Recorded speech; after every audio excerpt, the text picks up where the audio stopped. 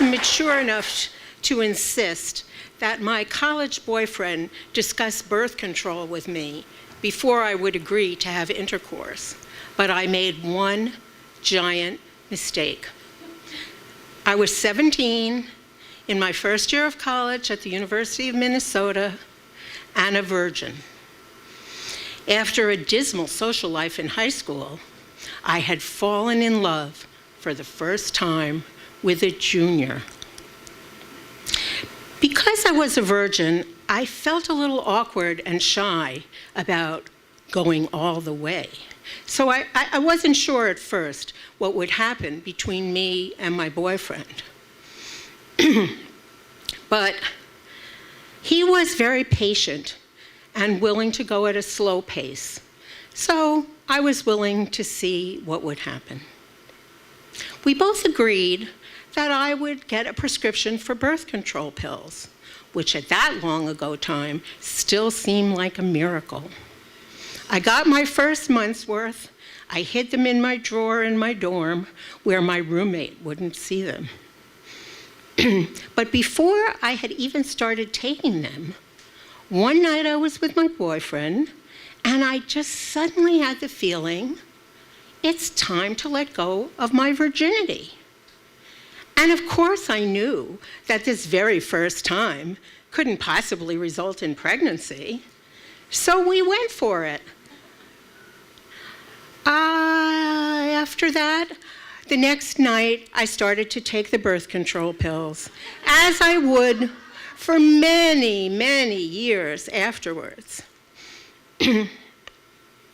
But as I was enjoying the feeling of being in love, some other darker thought was nagging at my brain. Why hadn't I gotten my period yet? Oh, you're just late, I said to myself. Oh, your period's always been irregular. You know, some girls just skip periods altogether.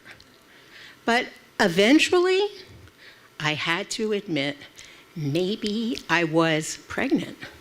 There were no home pregnancy tests then, so I went to a gynecologist. He confirmed my pregnancy and asked if I wanted to set up an appointment for a prenatal visit. I could hardly keep from crying as I left his office. Now, you have to bear in mind, this is 1964, 8 years before the Supreme Court legalized abortion in Roe versus Wade, and abortion was illegal everywhere in the country. I was terrified by the thought of having an illegal abortion. But I was even more terrified by the thought of having a baby, and my boyfriend agreed. I had no idea how to find the name of a safe abortion doctor. But luckily, my boyfriend, who had gotten close with his family doctor back home, gave him a call and got a recommendation. Now, we were in Minneapolis, and this abortion doctor was in Pittsburgh. I don't know why. But I summoned up all my courage and called the number.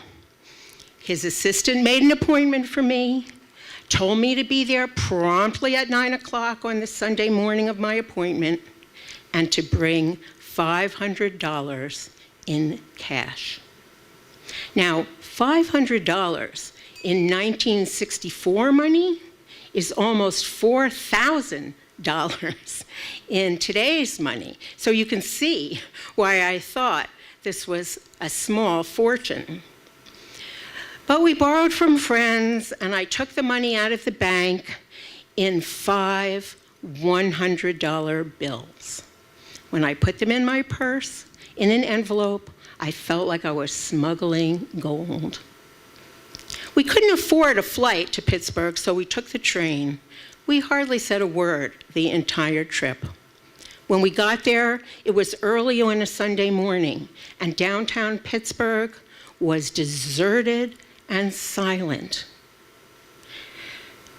The one reassuring thing was that the doctor's office looked like a doctor's office. It had a leather, thing that you could lie on, and a sterilizer, and pictures up on the walls. And so the doctor said to my boyfriend, "Go and wait in the waiting room." I lay back on the bed and tried hard to think of nothing. I didn't know what the doctor was going to do. I didn't want to know what the doctor was going to do. I just wanted to get out of there. Finally, at some point he said, "Okay, that's it."